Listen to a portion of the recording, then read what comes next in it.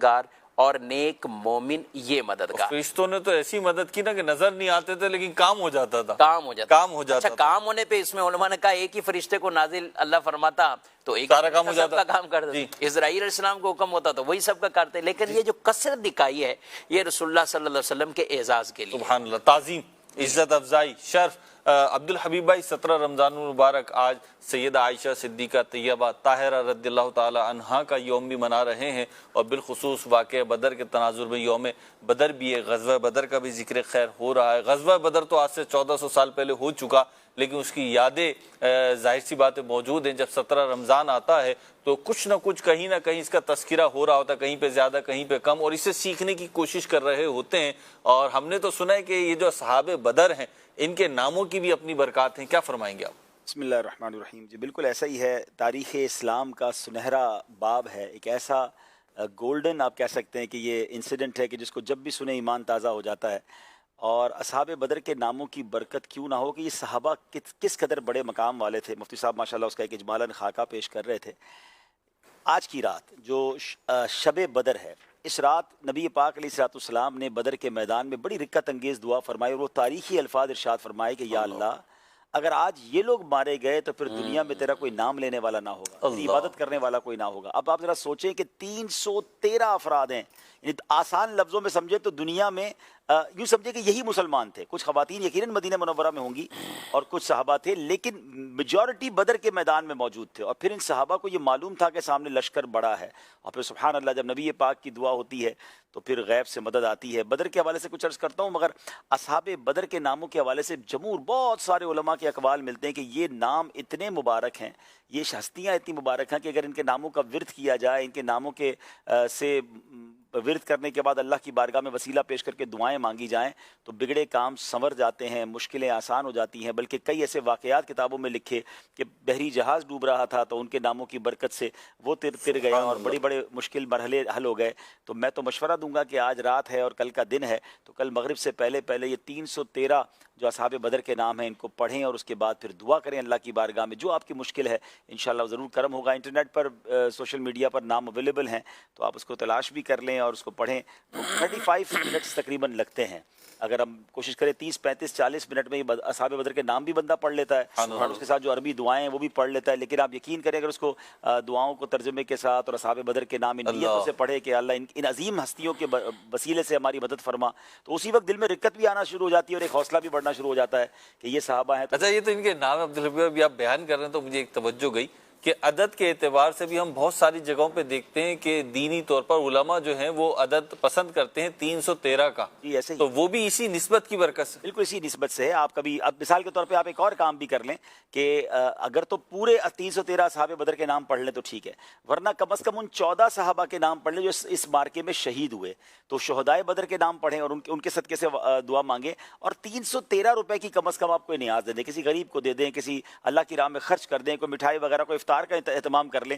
تو 313 کا عدد بھی اس میں شامل کریں. اب 313 روپے کوئی 3130 روپے کر لے، جس کو اللہ نے نوازا ہے وہ 31,300 کر لے، 3,13,000 کر لے.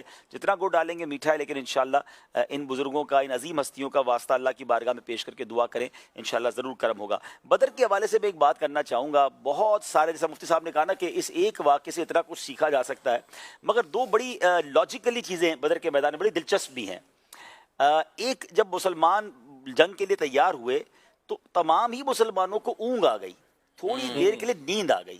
اب مجھے بتائیں سامنے دشمن موجود ہے، تلواروں کے سائے ہیں، لڑائی کا رن کا اعلان ہونے والا ہے جنگ کا، اور یہاں سب سو گئے.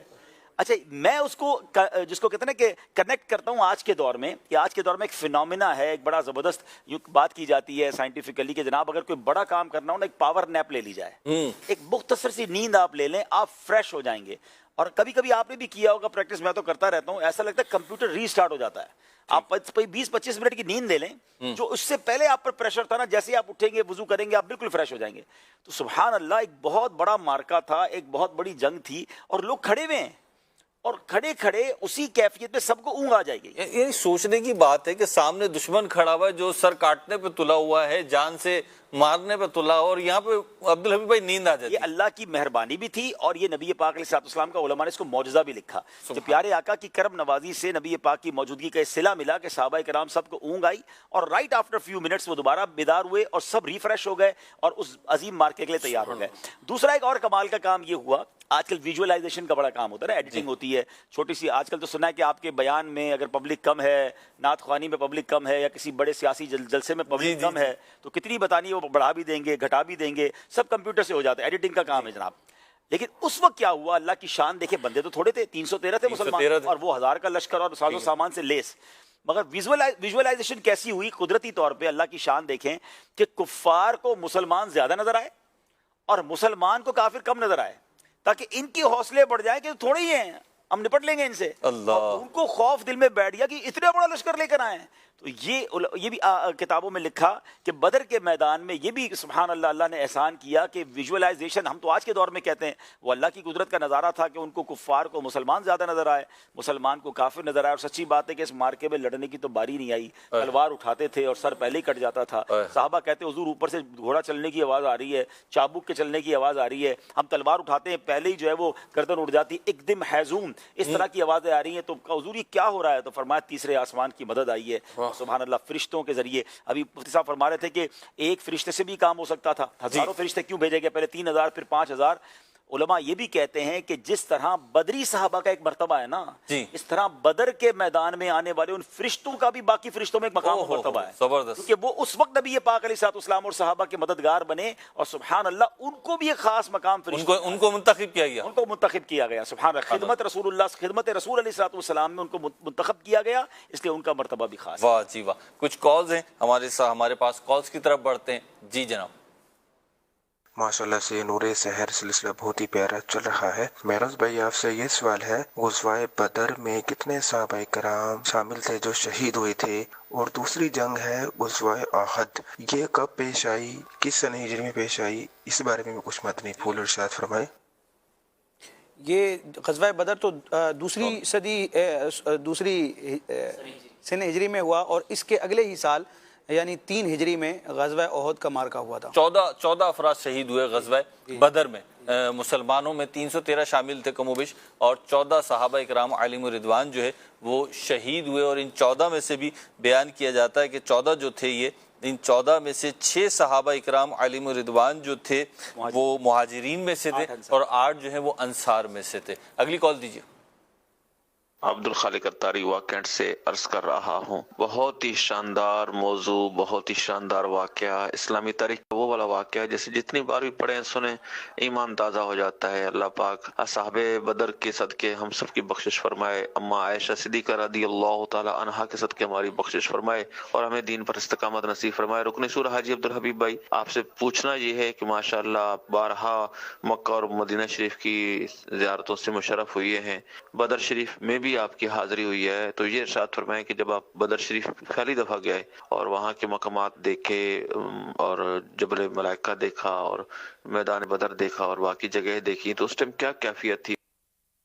जी ये तो बहुत पुरानी बात है। जब पहली बार गए तो माशाल्लाह किबला सैयद अब्दुल कादिर शाह साहब बापू शरीफ और उनका एक काफिला साथ था, तो वहाँ जाकर बदर का पूरा वाकया बयान हुआ। किस एज में होगी, क्या एज होगी आपकी उस वक्त? होपफुली मेरा ख्याल है मेरी 20 साल उम्र होगी या 21 साल उम्र होगी। ठीक, आज से 30 साल पुरानी शायद ये बात होगी। तो बहरहाल यकीनन पहली बार तो आप जहाँ भी जाएं जिंदगी में, पहली बार आप किसी भी मुबारक जगह पर जाएं, वो आपका यादगार ही मौका होता है। काबे पर पड़ी जब पहली नजर, क्या चीज़ है दुनिया भूल गया। बेशक ये तो हर बार कैफियत बनती है, मगर जो पहली नज़र थी, जो गुंबद खजरा पे पहली नज़र होती है, बगदाद शरीफ चले जाएं अब, इस तरह के मुकद्दस मकाम, वो यादगार नक्श हो जाता है दिल पे। सुभान अल्लाह। तो बदर के मैदान में तो जब भी जाएं, वाकई सही फरमा रहे थे कि एक ईमान ताज़ा हो जाता है। इसको यौमुल फुरकान कहा जाता है, डिसाइडर।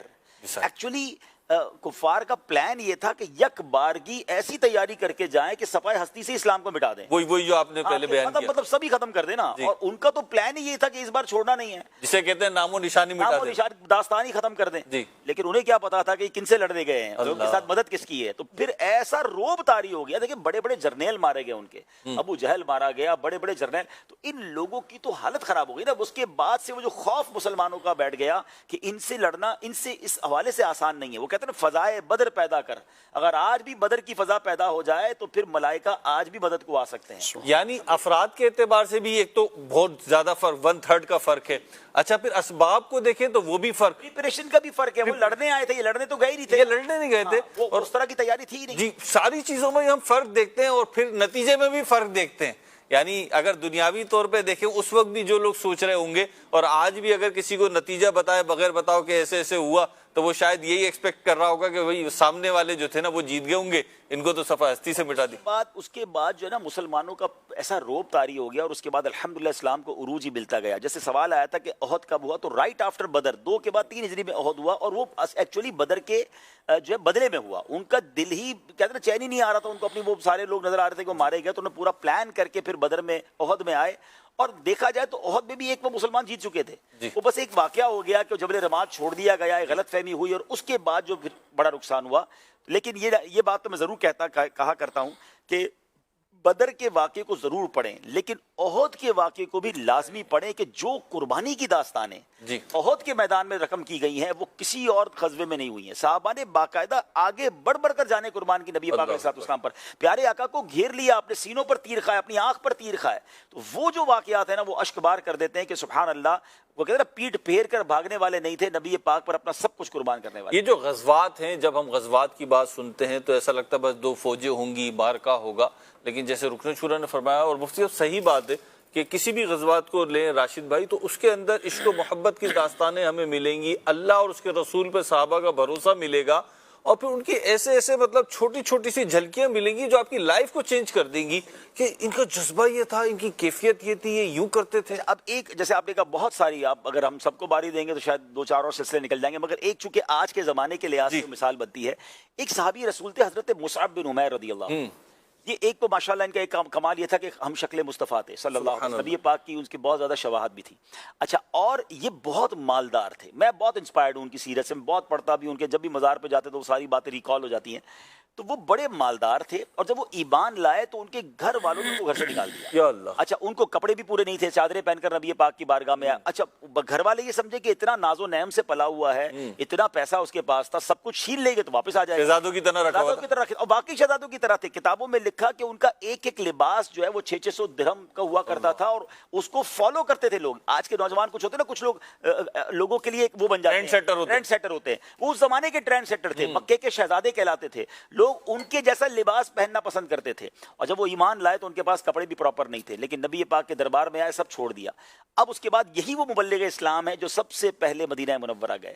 مدینے والوں نے کہا تھا کہ میں ایک صحابی دے دیں. پیارے آقا نے حضرت مصعب بن عمیر کو مدینے بھیجا، اور یہ جو مدینہ پاک میں اسلام پھیلا اور نبی پاک کی ہجرت ہوئی، اس کے لیے اس کے پیچھے بہت بڑا کارنامہ حضرت مصعب بن عمیر رضی اللہ عنہ کا ہے. اور جب غزوہ احد میں حضرت مصعب بن عمیر شہید ہوئے اور جب تدفین کا وقت آیا تو وہ رکت انگیز مناظر تھے کہ صحابہ پیر کفن سے چادر سے چھپاتے تھے تو سر کھل جاتا تھا، سر چھپاتے تھے تو پیر ننگے رہ جاتے تھے. اللہ اکبر. نبی پاک علیہ الصلوۃ والسلام کی آنکھوں میں آنسو آئے. میرے آقا نے فرمایا، کچھ اس طرح فرمایا کہ یہ وہ مکے کا شہزادہ ہے جس کا ایک لباس اتنا قیمتی ہوتا تھا، اور آج ہمارے پاس اس کو کفن دینے کے لیے بھی پورا کپڑے نہیں ہیں. پھر نبی پاک نے فرمایا، سر کو کفن سے ڈھانپ دو، پیر پر ازخر گھاس ڈال دو اور اللہ کے سپرد کر دو. اللہ اکبر. یہ وہ حضرات ہیں جنہوں ہم تو اشعار پڑھتے ہیں نا، کروں تیرے نام پہ جان فدا، نہ بس ایک جان 2 جہاں فدا، 2 جہاں سے بھی نہیں جی بھرا، کروں کیا کروڑوں جہان. انہوں نے پروف کیا، انہوں نے گھر بار قربان کیا، مال و دولت قربان کی، سب کچھ سرکار کے قدموں پہ قربان کیا. اور آج دیکھیں ان کا ذکر. سرکار دو عالم صلی اللہ علیہ وسلم نے بھی ان کی جیسے پذیرائی کی اور ان کے جیسے فضائل بیان کیے.